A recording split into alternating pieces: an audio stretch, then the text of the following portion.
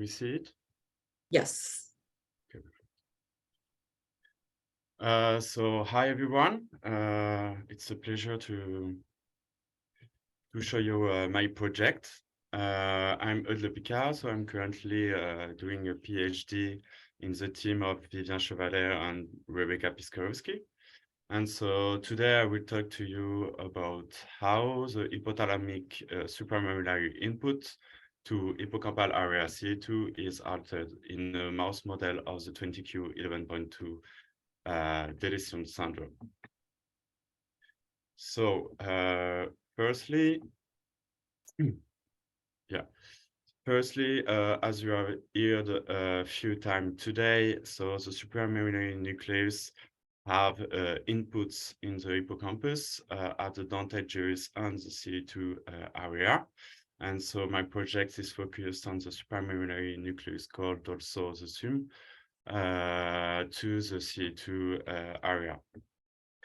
So the supramammillary nucleus is a hypothalamic structure implied in many functions that have been described in the past decades, such as the locomotion regulation or novel, stressful, and rewarding events. They also have an important implication in the control of the hippocampal theta oscillation. One function have been discovered lately by the team and collaborators and is coming from the supramammillary CA2 connection. And this particular connection conveys to social novelty signals and is really important for the social memory implied in the CA2 area. So by doing whole-cell recording in acute hippocampal slice, we have been able to describe the supramammillary CA2 circuit. So firstly, the SUM axon are glutamatergic only and lead to small direct excitation and massive inhibitory drive through activation of interneuron inside the area CA2. And so we ask ourselves which kind of interneurons are targets by the SUM inputs. And so short story is parvalbumin interneurons, which are known to be fast-packing interneurons. And so to ensure it was parvalbumin interneuron implied in this connection, we use a different strategy to modify the inhibitory drive during the stimulation of the SUM axon. So we use the opioid plasticity to decrease specifically the parvalbumin transmission, and that leads also to the transmission between the SUM and to the area CA2. We use also the G-DREAD to silence the parvalbumin interneurons. And in last, we use agatoxin, a blocker of PQ-type calcium channel that is present only in the parvalbumin interneurons, and we saw a light evoked IPAC amplitude decrease with this blocker. So we know that the parvalbumin is really this subtype of interneurons that is central in the feed-forward inhibition. In another hand, area CA2 is altered in a different psychiatric disorder. And in this human postmortem study, it has been shown that CA2 area have molecular abnormality in some psychiatric disease, and in particularly in the parvalbumin density of CA2. And that could lead to alteration of the supramammillary CA2 connection.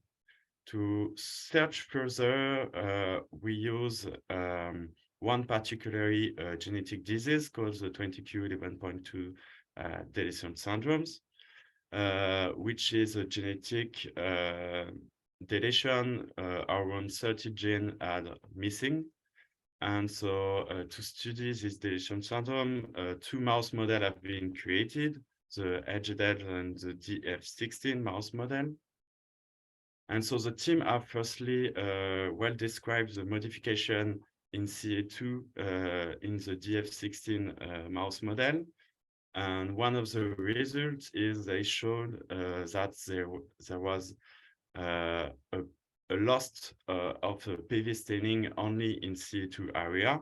And so I've been able to have the same results in the second mouse model. And we have so this loss of staining of the parvalbumin. And so the SUM CA2 circuit, to summarize, we have also this glutamatergic input on the pyramidal neurons and the parvalbumin. And so this creates a massive feed-forward inhibition. But because there is a lost decrease of the density of the parvalbumin interneurons, we hypothesize that it could lead to the disruption of the supramammillary CA2 circuits. So to study this connection, we use a SUM-specific gray mouse line, and we inject adeno-associated virus to express channel rhodopsin specifically on the long-range projection of the SUM that we'll see in hippocampal slice on the CA2 area level. And so this channel rhodopsin is coupled with a GFP to control the quality of the injection. And we see also no difference of the number of buttons of the channel rhodopsin inside the different group.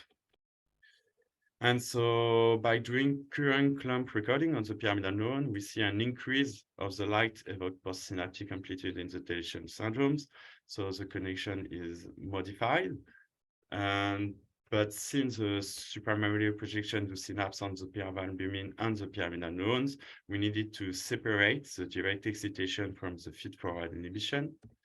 Therefore, by doing voltage clamp recording, I've been able to isolate the excitatory postsynaptic currents. And yeah, also both sexes have been described in this study, but there is no significant difference during all the data I will show you. And so for both groups, for the direct excitation, we see no difference from the amplitude. And so the second step was to look to the feed-forward inhibition. And therefore, to isolate it, we did voltage clamp at plus 10 millivolts. And so the first results that is correlate with the fact that there is a loss of the parvalbumin staining is there is a percentage of pyramidal cell having the feed-forward inhibition is decreased in the LGDL mice, the deletion syndrome mice. And so after we looked at the amplitude of the IPAC, and we see so a decrease for both groups. So the pyramidal neurons are have less inhibitory drive, leading to enhance of their acceptability by the SUM projection. Yeah, so another data is to look at the latency of the feed-forward inhibition, and we observe a shift of the response. So the light trigger inhibitory drive later in the deletion syndrome mouse model, and that could reflect an alteration of the synapse recruitment. Yeah, so after to look further, we record directly to the parvalbumin interneurons to see if other aspects than the decrease of the density of parvalbumin is implied in the decrease of the feed-forward inhibition. So firstly, we look at the resting membrane potential. We know that in this mouse model, the pyramidal neurons have a hyperpolarized membrane potential. In the parvalbumin, we see no significant difference. Furthermore, we look at the action potential threshold, and we see that it's not affected. Yeah, and one of the big difference was to look at the SAG, and the SAG is really decreased in the deletion syndrome. That reflects the IH currents is less important, and that it modifies the excitability of the parvalbumin interneuron. An important alteration have been discovered also is that in the deletion syndrome, the parvalbumin have inability of increase the number of action potential during high current injected. And so it's looked to have an alteration of excitation, but the parvalbumin can't sustain with a high amount of firing, and that could also lead to the explanation of the alteration of the feed-forward inhibition to the pyramidal neurons. So to summary, we have the circuit, a direct excitation that is intact. We have a loss of density of parvalbumin interneuron that could be